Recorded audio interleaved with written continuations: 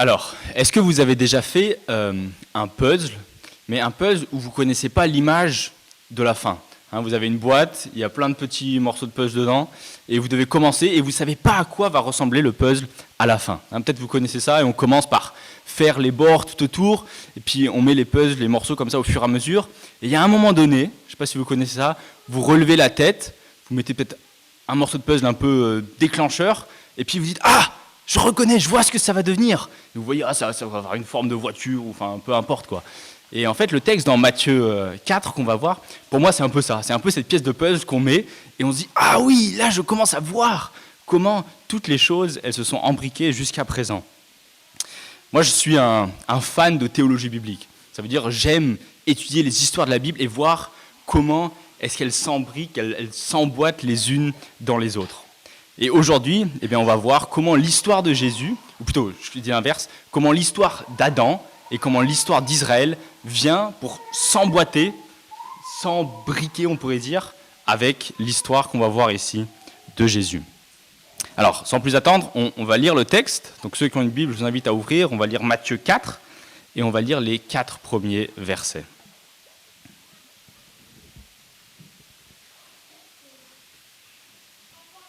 Donc Matthieu 4. Puis, Jésus fut emmené par l'Esprit dans le désert pour être tenté par le diable. Après avoir jeûné 40 jours et 40 nuits, il eut faim. Le tentateur s'approcha et lui dit « Si tu es le Fils de Dieu, ordonne que ces pierres deviennent des pains. » Jésus répondit « Il est écrit, l'homme ne vivra pas de pain seulement, mais de toute parole qui sort de la bouche de Dieu. » Voilà, c'est le texte de ce matin. Si vous voulez avoir le commentaire, vous lisez Romains 5. On va exposer un peu plus que ça. Alors, Dieu va, par son esprit, pousser son Fils pour l'éprouver, pour le mettre à l'épreuve. Et cette épreuve, ce test, pour ce test, Dieu va amener le meilleur des tentateurs. Il va ramener celui qui est médaille d'or aux Jeux Olympiques dans la discipline de tentation. En grec, diabolos, le diable, ce champion en tentation, celui qui jusqu'à présent n'a jamais échoué. Il n'y a aucun être humain jusqu'à présent qui a réussi à résister parfaitement aux tentations de ce diable. Tous se sont laissés séduire, tous ont cru à ses mensonges. Des millions d'êtres humains, avant Jésus, ont échoué face à ce tentateur. Même celui qui n'était pas atteint par le péché. Même Adam, qui est dans une condition différente de la nôtre, qui n'était pas encore taché par le péché, s'est laissé tenter, a cru au mensonge d'Adam et a perdu face à ce tentateur. Et Jésus se retrouve dans une situation qui n'est pas du tout facile. Il est dans le désert. Dans le désert, généralement, il fait chaud. Il n'a pas mangé depuis 40 jours. 40 jours, c'est long. Je ne sais pas si vous vous rendez compte. Quelqu'un a déjà essayé de ne pas manger pendant 1 jour, 2 jours. C'est déjà difficile. Mais imaginez 40 jours. J'ai regardé, j'étais un peu curieux sur Internet. Est-ce que vous savez c'est quoi le record du monde de la personne qui a tenu le plus longtemps sans manger?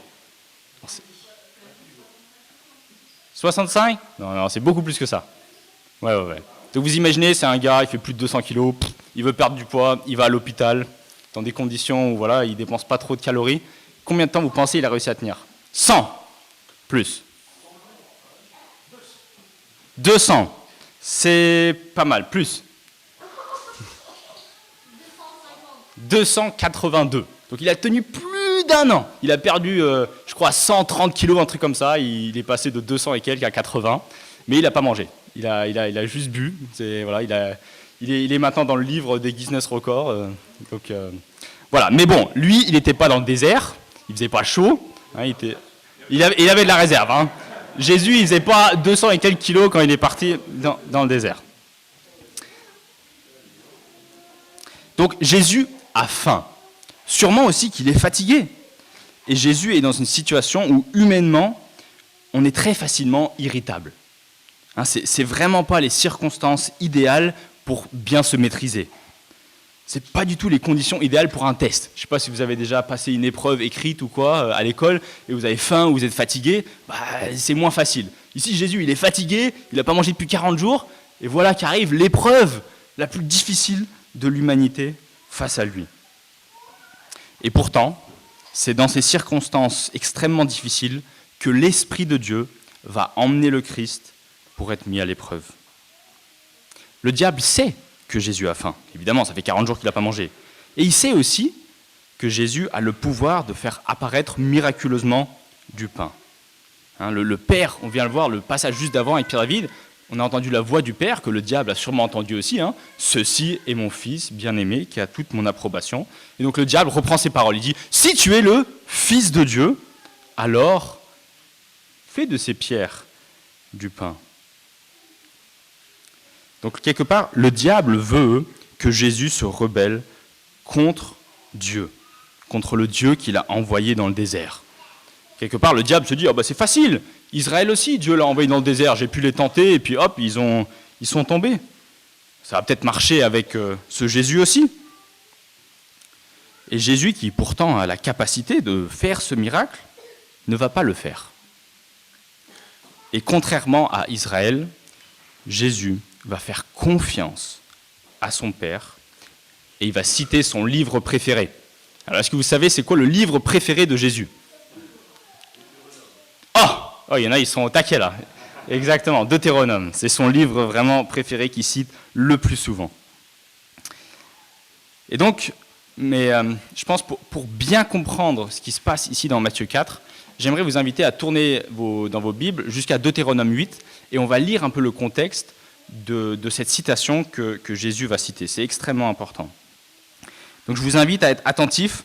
Vous allez voir que dans le texte que je vais lire en Deutéronome, il y a beaucoup de liens avec ce qu'il y a dans Matthieu 4. Je vais pas revenir sur tout. Alors, c'est les 3 premiers versets du chapitre 8 de Deutéronome. Vous respecterez et mettrez en pratique tous les commandements que je vous ai prescrits aujourd'hui afin de vivre, de devenir nombreux et d'entrer en possession du pays que l'Éternel a juré à vos ancêtres. Souviens-toi de tout le chemin que l'Éternel, ton Dieu, t'a fait faire pendant ces 40 années dans le désert. Il voulait t'humilier et te mettre à l'épreuve pour connaître les dispositions de ton cœur et savoir si tu respecterais ou non ses commandements.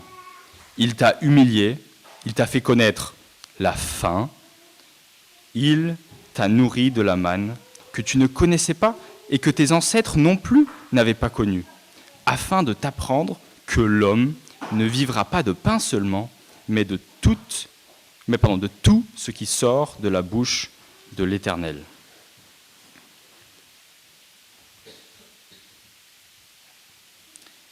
Alors, dans Deutéronome 8, il est clair que quand il est dit « Tu vivras de tout ce qui sort de la bouche de l'Éternel », ce qui sort de la bouche de l'Éternel fait référence au commandement de Dieu. Ça, c'est important à saisir. Quand il dit ça dans Deutéronome, ça fait référence au commandement de Dieu.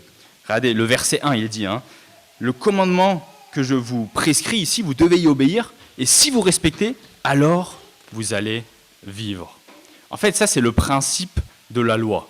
Vous connaissez peut-être Lévitique 18, verset 5. Fais ceci et tu vivras.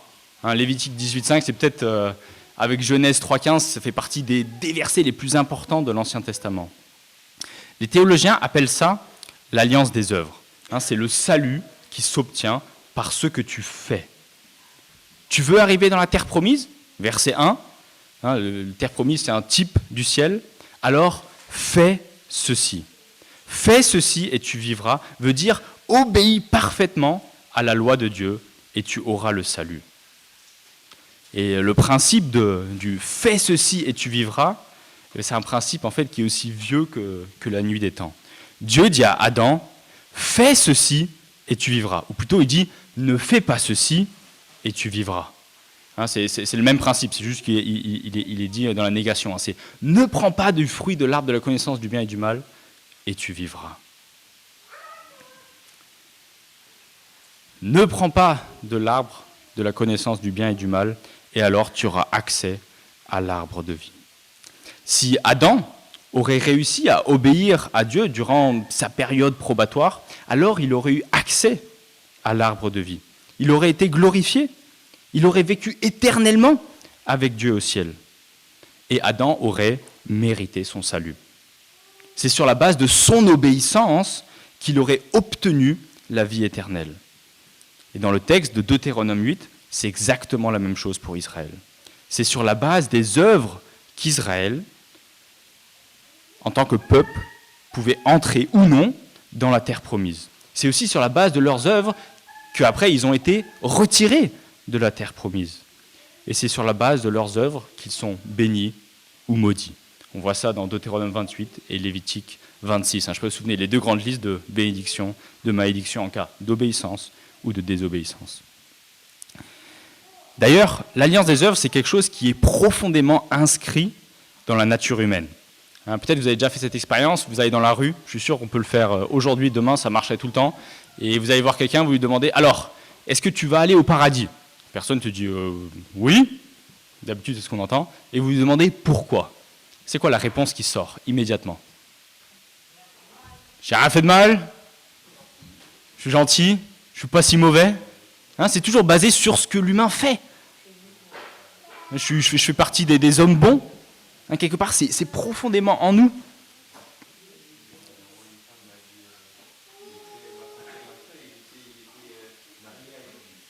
J'ai été marié à l'église, voilà. C'est encore, mais c'est encore quelque part, c'est une œuvre. C'est ce que l'humain fait. C'est inscrit profondément dans l'humain. On pense qu'on est sauvé sur la base de ce qu'on fait. Et Romains 2 nous dit que tout être humain sait en fait que la loi morale de Dieu, elle est dans son cœur. Tout être humain sait en fait intrinsèquement, des fois c'est un peu brouillé par le péché, mais il sait ce qui est bon, ce qui est mauvais. Et l'être humain sait que c'est sur la base de la loi de Dieu qu'il entrera ou pas dans le royaume de Dieu. Alors, on retourne dans notre texte, dans Matthieu chapitre 4. Jésus avait conscience qu'il était le nouvel Adam, qu'il était le nouvel Israël. Et quand Jésus dit « L'homme ne vivra pas de pain seulement, mais de toute parole qui sort de la bouche de Dieu », il n'est pas en train de dire, en plus de la nourriture physique, du pain qu'on doit manger, le chrétien doit régulièrement lire sa Bible. Ce n'est pas ça qu'il est en train de dire. Il faut bien avoir en tête le contexte de Deutéronome 8. Ce que Jésus est en train de dire, c'est que pour vivre, pour avoir la vie éternelle, il faut obéir à toute parole qui sort de la bouche de Dieu. En fait, la scène qui nous est présentée ici, c'est le jardin 2.0. C'est le nouveau jardin. On retrouve un nouvel Adam avec des circonstances plus difficiles que le premier Adam, face au même tentateur, avec aussi une nourriture interdite. Alors peut-être vous allez me dire, mais Philippe, pourquoi est-ce que c'est si grave pour Jésus de faire de ces pierres du pain? Dieu n'a jamais interdit, nulle part dans la loi c'est marqué, tu ne transformeras pas de pierre en pain. Et Jésus, il avait faim, il faudrait avoir compassion avec lui. Alors la réponse, c'est que si Jésus prendrait ces pierres et en ferait des pains miraculeusement, alors il couperait sa relation de confiance avec le Père. Et c'est ce que Satan veut. Satan veut que, tout comme la relation a été coupée entre Adam et Dieu, eh bien, il veut que la relation entre le Père et le Fils soit coupée. Jésus, quelque part, ici, il se soumettait à la volonté de son Père. Il se soumettait humblement à vivre dans le désert et à faire confiance à Dieu. Et donc, quelque part, faire ce miracle et manger du pain, ce serait rompre la confiance envers son Père. Et si Jésus mange du pain dans le désert, alors il se comporte comme Israël dans le désert. Et j'aimerais vous lire le psaume 78, les versets 17 à 22.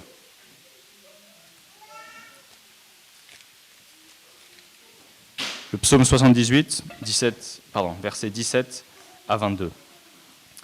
Et vous allez voir que là, c'est vraiment directement en lien avec la tentation de Jésus. Mais ils ont continué à pécher contre lui, à se révolter contre le Très-Haut dans le désert. Ils ont provoqué Dieu dans leur cœur en demandant de la nourriture à leur goût. Ils ont parlé contre Dieu et ils ont dit, « Dieu, pourrait-il dresser une table dans le désert ? Voici, il a frappé le rocher et l'eau a coulé, des torrents se sont déversés. Pourra-t-il aussi donner du pain ou fournir de la viande à son peuple ? » L'Éternel a entendu cela et il a été irrité. Un feu s'est allumé contre Jacob et la colère a éclaté contre Israël parce qu'ils n'ont pas cru en Dieu, parce qu'ils n'ont pas eu confiance dans son secours. Mais Christ n'est pas comme Israël. Christ a eu confiance en Dieu. Il n'a pas dans son cœur réclamé de la nourriture auprès de son Père. Alors, un peu une question, et ce n'est pas du tout une question piège. Est-ce que Christ, il a mérité son salut, ou est-ce que Christ a reçu son salut par grâce ? Il l'a mérité, 100%, comme Adam aurait dû le mériter. Jésus, c'est le vrai Fils de Dieu qui mérite le salut. Alors, il y a deux autres groupes de personnes ou de personnes dans la Bible qui sont aussi appelés Fils de Dieu. Est-ce que vous arrivez à me les donner ? Quel autre groupe de personnes / personnes est appelé Fils de Dieu dans la Bible ? Et d'ailleurs, ces deux textes qu'on a vus vraiment récemment, on les a, dans les 2-3 dernières semaines, on les a vus, les deux textes.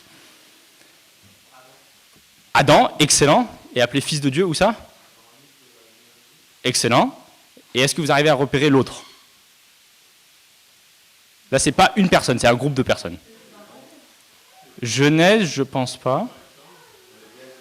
Alors, vous vous souvenez, Matthieu, qu'est-ce qu'il dit Jésus dans Matthieu ? Il cite un prophète. J'ai fait sortir mon fils. Ouais, ça vient de quel prophète, ça ? Non, c'est Osée, le prophète Osée. Et dans le texte de Osée, il fait référence à Israël. Donc, Israël est appelé le fils de Dieu et Adam est appelé fils de Dieu. C'est intéressant. Et c'est les deux, quelque part, qui ont échoué et que le vrai fils de Dieu vient, entre guillemets, réparer ce qu'ils ont cassé. Et c'est vraiment intéressant de voir où Luc place sa généalogie dans son évangile. Je comprends vraiment pourquoi Matthieu le met au début, mais je pense que Luc, il fait il fait un meilleur travail. Mais en tout cas, j'aime plus où il a placé sa généalogie. Parce que Luc a placé sa généalogie entre le baptême et la tentation. Donc le texte qu'on a vu la semaine dernière et maintenant, il place sa généalogie. Et c'est vraiment intéressant parce que la généalogie est en train de se dérouler comme ça, et elle commence avec Jésus, et elle finit avec Adam, qui est appelé fils de Dieu, et après tout de suite on se retrouve dans le jardin 2.0 pour la tentation. Je ne sais pas si vous le voyez, fils de Dieu, Adam, et là le nouveau fils de Dieu arrive dans le même contexte de tentation, mais lui cette fois-ci ne va pas échouer. Donc Christ quelque part vient réparer ce que Adam a cassé. Dans ce jardin, épisode 2, c'est un peu comme un nouveau départ. On devrait appeler Matthieu 4, en fait, Genèse 3 bis. Et puis il y a un autre truc qui montre que c'est un nouveau départ. Jésus est emmené par Dieu dans le désert. C'est le nouveau départ que Israël a connu lors de sa sortie d'Égypte. Et puis bien sûr, les 40 jours, c'est pas anodin non plus. Ça fait référence aux 40 années dans le désert, aux 40 jours que Ésaïe passe sur la montagne, aux 40 jours qu'Élie passe aussi dans le désert. Et le pain ici fait sûrement référence à l'événement dans Exode 16, quand il est question de la manne. Aussi des événements où, comme le dit le psaume 78, le peuple est mis à l'épreuve. Et c'est rigolo, je ne sais pas si vous remarquez, avec Adam, avec Israël, avec Jésus, c'est toujours une question de nourriture. Il y a le fruit interdit, il y a la manne, il y a le pain ici, ça tourne toujours autour quelque part du même sujet. Alors, je reviens à Jésus qui mérite la vie éternelle. Regardez avec moi, on va lire un petit extrait dans Luc, le chapitre 10, les versets 25 à 28.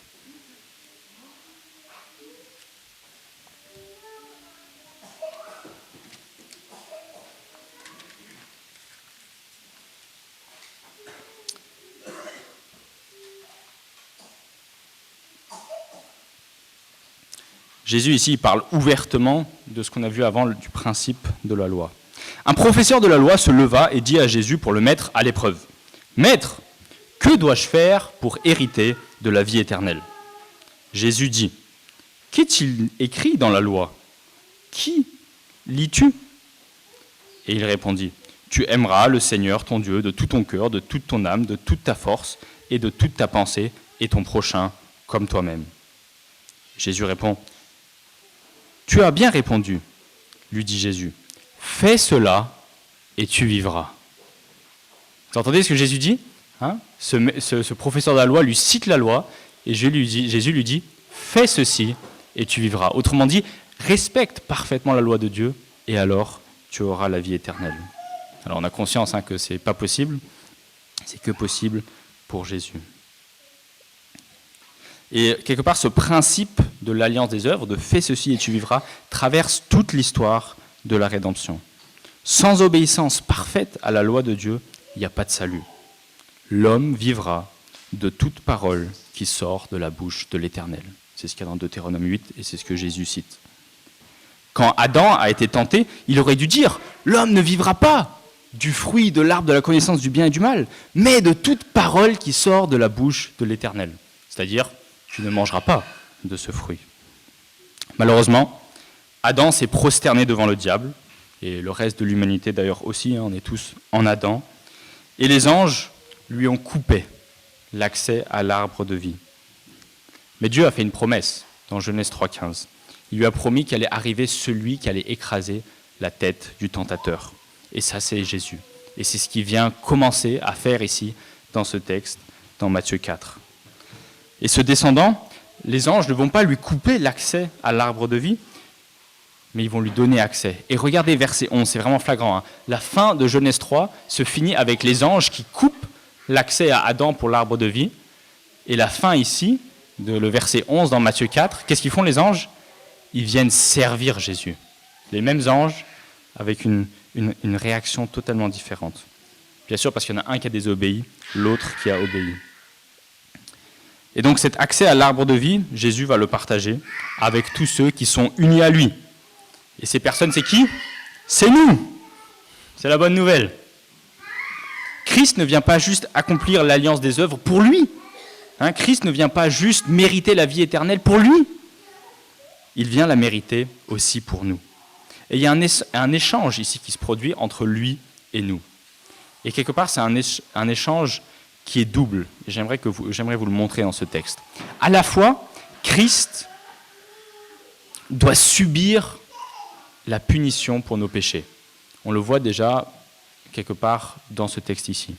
Et puis, nous devons recevoir le salut que Christ mérite. J'élabore un peu ces deux points. Christ, dans ce texte ici, subit passivement, comme une brebis muette dans Ésaïe, le châtiment de son Père. Il souffre dans le désert pour nos péchés. Alors bien sûr, c'est à la croix que ces souffrances vont atteindre son apogée. Mais ici, déjà, c'est le début. Christ ne mérite pas de souffrir comme ça. C'est pour nous qu'il porte cette souffrance et qu'il subit passivement la volonté de son Père. Déjà ici, Christ est obligé de dire « Père, non pas ma volonté, mais ta volonté ». Donc passivement, il est en train de subir, mais en même temps, Christ est en train d'accomplir activement la loi de Dieu pour nous. Christ va nous donner la vie éternelle parce qu'il a obéi à toute parole qui sort de la bouche de Dieu. Il va activement faire confiance à son Père, parfaitement. Et l'échange qui se produit entre le croyant et Christ, eh bien, ça va dans les deux sens. C'est que nos péchés sont imputés à Christ, qui va souffrir pour cela, dans le désert et ultimement à la croix. Et inversement, la vie parfaite que Christ a obtenue, la tentation à laquelle il a réussi à tenir, il va nous l'imputer. Donc il y a un échange. La perfection de Jésus nous est donnée et nos péchés vont vers Jésus. Et on le voit dans ce texte ici, avec la souffrance passive, mais l'obéissance active. Donc je conclus. Les conséquences du péché d'Adam, ils sont pour tous, pour chacun d'entre nous, pour tout être humain. Nous sommes tous sous l'alliance des œuvres. Nous sommes tous en Adam. Par défaut, par naissance. Mais Christ, lui, il offre gratuitement de prendre ton péché et de souffrir pour toi. De te donner sa vie parfaite pour que tu sois parfait aux yeux du Père.